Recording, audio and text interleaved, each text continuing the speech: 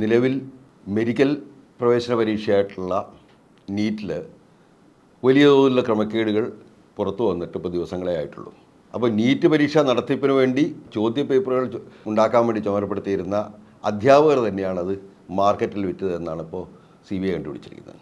ഇപ്പോൾ ഇതാ CBSE 12ാം class പരീക്ഷയിലും ഇതേപോലെ തന്നെ വലിയ പ്രശ്നങ്ങൾ ഉണ്ടായിരിക്കുകയാണ്. വിദ്യാർത്ഥികൾ പലരും കംപ്ലയിൻറ്റ് ചെയ്ത് കഴിഞ്ഞപ്പോൾ അതൊന്നും ശരിയല്ല, ഈ പരാതിപ്പെട്ട ആളുകൾ രാജ്യദ്രോഹികളാണ് എന്നൊക്കെയാണ് ആദ്യം പറഞ്ഞത്. ഇപ്പോൾ നോക്കുമ്പോൾ എന്താണെന്ന് വെച്ച് കഴിഞ്ഞാൽ ഇത് ഓപ്റ്റിക്കൽ ഷീറ്റുകളായിട്ട് അധ്യാപകർക്ക് ആൻസർ പേപ്പറുകൾ കൈമാറുകയാണ് ചെയ്തിരിക്കുന്നത്. ആ കൈമാറിയ ആൻസർ പേപ്പറുകൾ പലതും ഒട്ടും വായിക്കാൻ ലെജിബിളായിട്ടുള്ളതല്ല.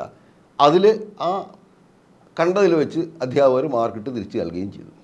അപ്പോൾ വളരെയധികം വിദ്യാർത്ഥികൾക്ക് അവരുടെ പരീക്ഷാ പേപ്പർ ഇത്തരത്തിൽ ഇല്ലെജിബിളായിട്ട് അയച്ചു കൊടുത്തതിലൂടെ വലിയ മാർക്ക് കുറവുണ്ടായി.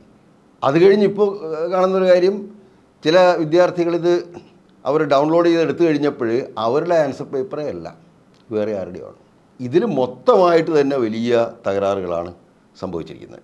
അതിൻ്റെ കാരണം CBSE ബോർഡിന് വന്നിട്ടുള്ള വലിയ പാളിച്ചകൾ തന്നെയാണ്. CBSE പരീക്ഷയുടെ മൂല്യനിർണ്ണയവുമായിട്ട് ബന്ധപ്പെട്ടിട്ട് സ്വകാര്യ ഏജൻസികളെയാണ് സ്കാൻ ചെയ്യാനും ആൻസർ പേപ്പറുകൾ അധ്യാപകർക്ക് അയച്ചു കൊടുക്കാനും ഒക്കെ ഏൽപ്പിച്ചിരുന്നത്. അപ്പോൾ ഇതിൽ ഹൈദരാബാദ് ആസ്ഥാനമായിട്ടുള്ള ഒരു കമ്പനി ആണ് ആദ്യം ഈ കരാറിൽ ഏറ്റെടുത്തിരുന്നത്. കോഎംറ്റ് എഡ്യൂടെക് എന്ന ഒരു ഹൈദരാബാദ് കമ്പനിക്കാണ് ഈ കരാർ നൽകിയിരുന്നത്. ഈ കരാറിൽ തന്നെ വളരെയധികം ആരോപണങ്ങൾ ഉണ്ടായിരുന്നു. കാരണം ഇത് വഴിവിട്ടാണ് ഈ കമ്പനിക്ക് നൽകിയതെന്ന്. കാരണം ഇതേ കമ്പനി തന്നെയാണ് 2019 ഗ്ലോബലിന ടെക്നോളജീസ് എന്ന മറ്റൊരു പേരിൽ മെട്രിക്കുലേഷൻ പരീക്ഷ ആന്ധ്രയിൽ നടത്തി.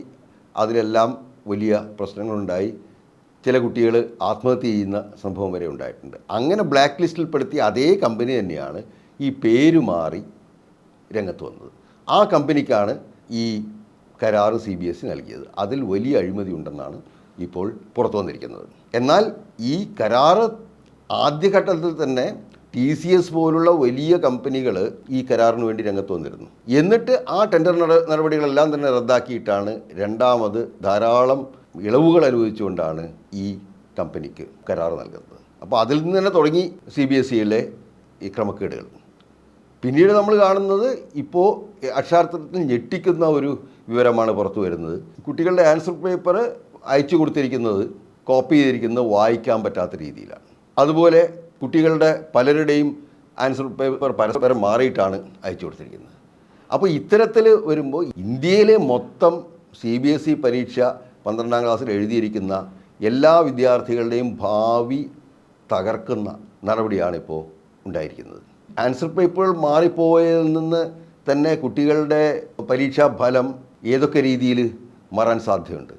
റാങ്ക് കിട്ടാൻ സാധ്യതയുള്ള കുട്ടി തോൽക്കുന്നതിലും തോറ്റ കുട്ടിക്ക് റാങ്ക് കിട്ടുന്നതിലും ഈ ഫലം ചെന്ന് അവസാനിക്കും. അപ്പോൾ ഇതിനൊക്കെ ആദ്യം ഈ കാര്യങ്ങളെക്കുറിച്ചൊക്കെയുള്ള വലിയ ആരോപണമുണ്ടായ സമയത്ത് ഈ പാവപ്പെട്ട വിദ്യാർത്ഥികൾ ആൻസർ പേപ്പർ മാറിപ്പോയ എന്ന് പറഞ്ഞ വിദ്യാർത്ഥി അയാൾ രാജ്യദ്രോഹിയാണെന്നാണ് പറഞ്ഞത്. അപ്പോൾ ഈ CBSE അടക്കം CBSE അടുപ്പിച്ചിരിക്കുന്ന ഈ ഏജൻസി അടക്കം ഇന്ത്യയിലെ മൊത്തം വിദ്യാർത്ഥികളുടെ ഭാവിയെടുത്ത് കുപ്പത്തൊട്ടിയിലിടുന്ന ഈ പരിപാടി നടത്തിയപ്പോൾ അവരാരും രാജ്യദ്രോഹികളല്ല. നേരെ മറിച്ച് എൻ്റെ ആൻസർ പേപ്പർ ഇതല്ല, ഇത് മാറിപ്പോയി എന്ന് പറഞ്ഞ കുട്ടിയാണ് ആദ്യം രാജ്യദ്രോഹിയെ പ്രത്യക്ഷപ്പെടുന്നത്. ഇപ്പോൾ അതിനെക്കുറിച്ച് അന്വേഷണങ്ങൾ നടക്കുന്നുണ്ട്. അപ്പോൾ പ്രധാനമായി വരുന്ന ഒരു സംശയം, വളരെ മികച്ച രീതിയിലാണ് ഈ പരീക്ഷകളൊക്കെ നടക്കുന്നത്, ഇപ്പോൾ എല്ലാ കാര്യങ്ങളും വളരെ സുതാര്യമായി നടക്കുന്നത് എന്നൊക്കെ അവകാശപ്പെടുന്ന കേന്ദ്ര ഗവൺമെൻറ്റിൽ വിദ്യാഭ്യാസ മന്ത്രിക്ക് ഇതിൽ പ്രത്യേകിച്ച് ഉത്തരവാദിത്വമൊന്നുമില്ലേ? ഈ വിദ്യാഭ്യാസ മന്ത്രി തുടരാൻ അർഹനാണോ? അദ്ദേഹം രാജിവെച്ച് വീട്ടിൽ പോകേണ്ടതല്ലേ?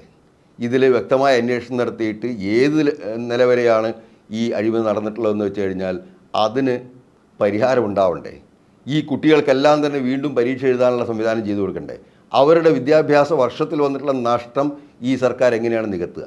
ഇങ്ങനെ വലിയ വലിയ ചോദ്യങ്ങൾ വരുന്ന ഒരു പ്രശ്നമാണിപ്പോൾ വന്നിരിക്കുന്നത്, ഈ CBSEയുടെ കെടുകാര്യസ്ഥത. അപ്പോൾ ഇത് ഈ വർഷം മാത്രമായിരിക്കില്ല, മുൻ വർഷങ്ങളിലും അതുപോലെ 10ാം ക്ലാസ് പരീക്ഷയിലും ഒക്കെ തന്നെ ഈ വിഷയങ്ങൾ ഉണ്ടായിട്ടുണ്ടാവും.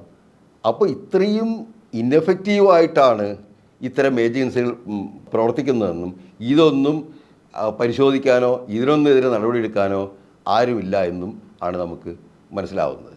ഇപ്പോൾ പ്രധാനമായിട്ടും പശുവിനെയും കൊണ്ട് വല്ലവനും നടന്നു പോകുന്നുണ്ടെങ്കിൽ അവനെ തല്ലിക്കൊന്ന് പശുവിനെയും തല്ലിക്കൊല്ലുക എന്ന ഒരു നടപടി മാത്രമാണ് ഇപ്പോൾ ഈ രാജ്യത്ത് സംഭവിച്ചുകൊണ്ടിരിക്കുന്നതെന്നാണ് നമുക്ക് മനസ്സിലാവുന്നത്. എല്ലാ ഏജൻസികളും കെടുകാര്യസ്ഥതയിൽ ഒന്നിനൊന്ന് മത്സരിച്ചുകൊണ്ടിരിക്കുകയാണ്. അത് ബാധിക്കുന്നതാവട്ടെ ഈ നാട്ടിലെ ജനങ്ങളെയും ഈ നാട്ടിലെ വിദ്യാർത്ഥികളെയുമാണ് ഇത് ഏറ്റവും കൂടുതൽ ബാധിക്കുന്നത്.